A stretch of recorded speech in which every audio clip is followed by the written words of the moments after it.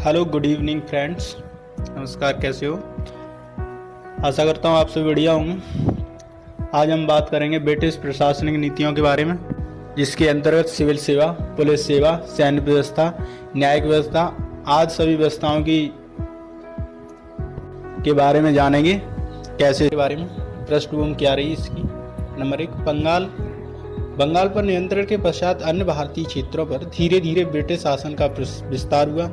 अतः औपनिवेशिक हितों की पूर्ति एवं क्षेत्र पर पर्याप्त नियंत्रण के लिए एक सुदृढ़ प्रशासन की आवश्यकता थी। इस तरह भारतीय राजस्व को सुगमता से प्राप्त करने के लिए प्रशासनिक संरचना का निर्माण हुआ। सेकंड नंबर देखते हैं इसी में, विदेशी होने की वजह से अंग्रेज भारतीय जनता से लगाव या स्नेह के बजाय सख्त का सहारा लिया गया। इसी क्रम में प्रशासनिक संरचना का निर्माण किया गया। नेक्स्ट नंबर देखते हैं थर्ड, इस तरह कानून व्यवस्था की स्थापना पर अपने शासन की स्थापित प्रदान पर ब्रिटिश आर्थिक हितों को पूरा करने के लिए प्रशासनिक तंत्र की स्थापना की गई। प्रशासनिक तंत्र में सिविल सेवा का विकास कैसे हुआ। नंबर फर्स्ट, वॉरेन हेस्टिंग्स ने जब बंगाल में द्वैध शासन समाप्त कर प्रत्यक्ष रूप से कंपनी के हाथों में शासन लिया, तब कंपनी के व्यापारी कर्मचारी के रूप में प्रशासन की देखरेख कर रहे थे। कंपनी के यह कर्मचारी निजी व्यापारिक लाभ के लिए प्रशासन की अवहेलना कर रहे थे। अतः कॉर्नवालिस ने कंपनी प्रशासन को चलाने के लिए एक पूर्णकालीन प्रशासन वर्ग का सृजन किया। नेक्स्ट नंबर देखें सेकंड, इसमें कॉर्नवालिस ने महसूस किया कि कंपनी के कर्मचारी जब तक ईमानदारी से कार्य करेंगे जब तक उन्हें पर्याप्त वेतनिक सुविधाएं न मिल जाएं।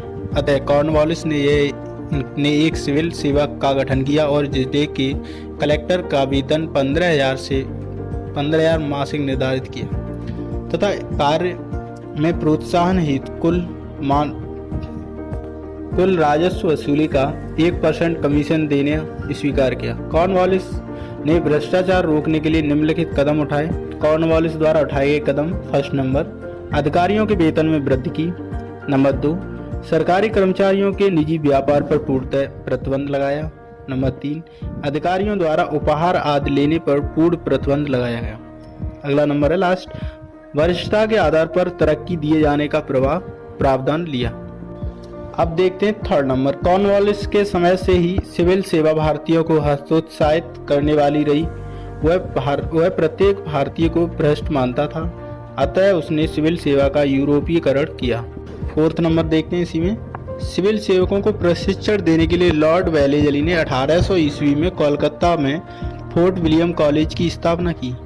आगे चलकर लंदन में ही अधिकारियों के प्रशिक्षण के लिए हैलीबेरी कॉलेज की स्थापना की। अगला नंबर देखते हैं 5, 1833 के अधिनियम की धारा 87 के अनुसार पहली बार नागरिक सेवा के लिए योग्यता को आधार माना गया और 1853 के अधिनियम में सिविल सेवा के लिए प्रतियोगी परीक्षा शुरू करने की बात कही गई और फिर 1855 में डलहौजी के काल में सर्वप्रथम यह परीक्षा इंग्लैंड में आयोजित की गई। सिविल सेवा में चयनित होने वाले पहले भारतीय सत्येंद्र नाथ टैगोर थे, दूसरे रमेश चंद्र दत्त।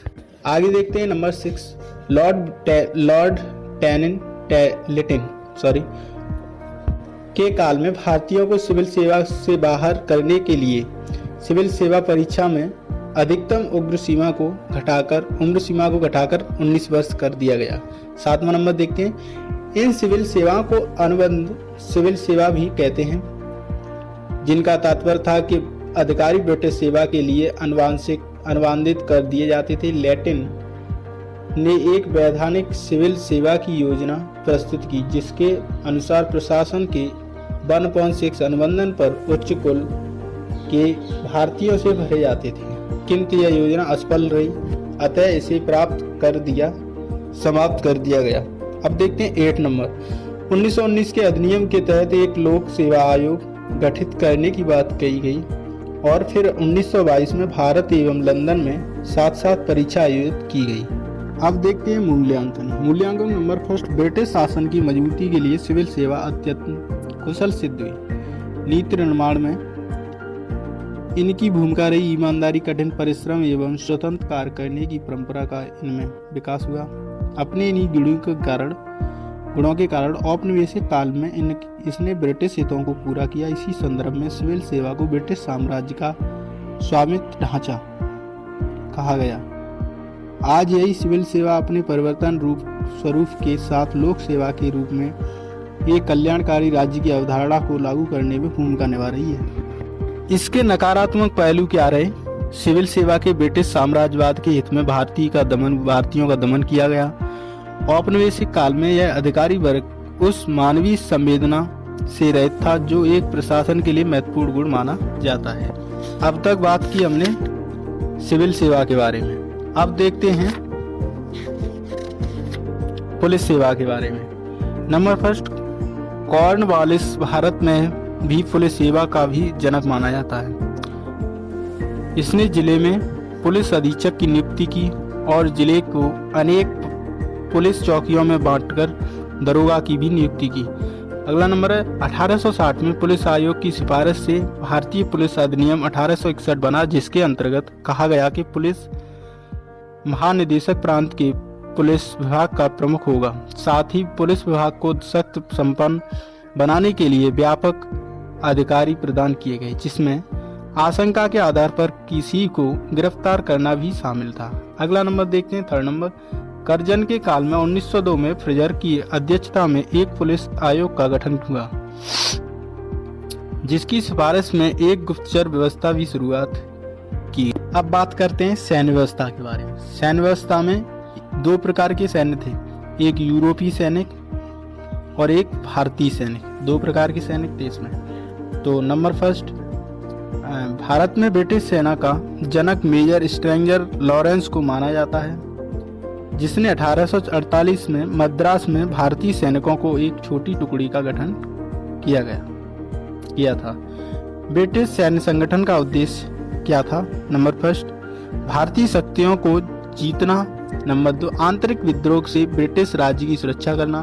अगला नंबर है लास्ट, अपने वैश्विक साम्राज्य मुख्यतः एशिया और अफ्रीका में की सुरक्षा करना।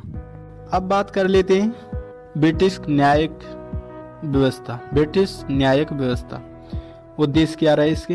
विकास कितना किया, इसमें कितना हुआ, विशेषताएं क्या क्या थी? विशेषताएं दो थी इसमें, कानून का शासन और कानून के समक्ष समानता। अगला और उसके बाद आती है मूल्यांकन। तो इसमें बारी बारी से सभी देखेंगे। तो नंबर फर्स्ट बात करते हैं उद्देश्य के बारे में। भारत में भू संपत्ति एवं भू राजस्व प्राप्ति के हितों से प्रचलित होकर ब्रिटिश ने न्यायिक प्रणाली की स्थापना की। वस्तुतः और वॉरेन हॉस्टाइन के काल में ब्रिटिश न्यायिक प्रणाली की स्थापना हुई, अर्थात बंगाल पर प्रत्यक्ष नियंत्रण के पश्चात ब्रिटिश न्यायिक प्रणाली की स्थापना की गई। इसके विकास क्या क्या रहे? तो नंबर फर्स्ट, वॉरेन हॉस्टिंग के समय ब्रिटिश न्यायिक प्रणाली के तहत प्रत्येक जिले में एक दीवानी एवं फौजदारी अदालत स्थापित की गई। यहाँ न्याय का कार्य जिले के प्रमुख को सौंपा गया।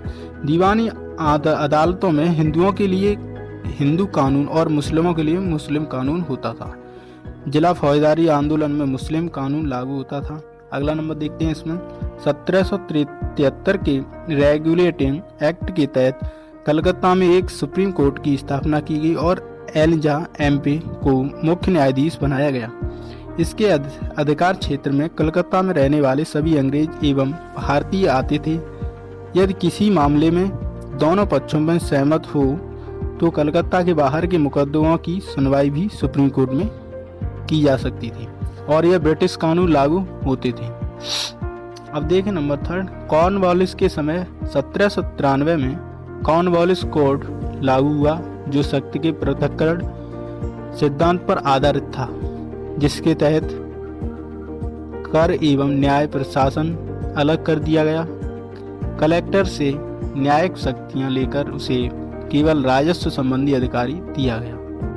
अगला नंबर देखते हैं, कॉर्नवालिस के समय फौजदारी मामलों में निर्णय हेतु पश्चिमी अवधारणा को लागू किया गया, जिसके तहत हत्या के मामलों में निर्णय हत्यारे की भावना के आधार पर किया जाएगा, अस्त्र शस्त्र के आधार पर नहीं। इसी तरह मृतक के अभिभावक की इच्छा से क्षमा करने की व्यवस्था समाप्त कर दी गई और विधि की सर्वोच्चता स्थापित हुई।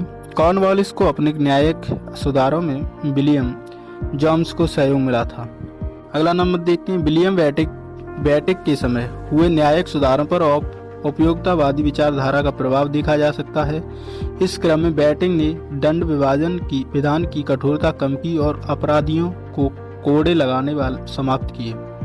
वस्तुतः हुआ उपयोगितावादी विचारक बेथम के इस विचार को प्रभावित किया। अपराधी को सजा सुधारने के लिए दी जानी चाहिए, बदला लेने के लिए नहीं। अगला नंबर देखते हैं, बैटिक ने लोगों की आवागमन की सुविधा को ध्यान में रखकर इलाहाबाद में भी सदर दीवानी एवं निजामत अदालत की स्थापना की। 1861 में उच्च न्यायालय अधिनियम पारित हुआ, जिसके तहत पुरानी सदर अदालतों का समापन कर दिया गया और कलकत्ता, बॉम्बे एवं मद्रास में हाई कोर्ट उच्च न्यायालय की स्थापना की गई। अगला नंबर, 1935 के अधिनियम के तहत दिल्ली में एक संघीय न्यायालय की स्थापना की गई। अब विशेषताओं के बारे में जान लेते हैं। कानून का प्रशासन, कानून के शासन से तात्पर्य है कि शासन और प्रशासन का संचालन किसी व्यक्ति की इच्छा से संचालित न होकर विधि से संचालित होगा। वस्तुतः कानून के शासन के अंतर्गत प्रजा के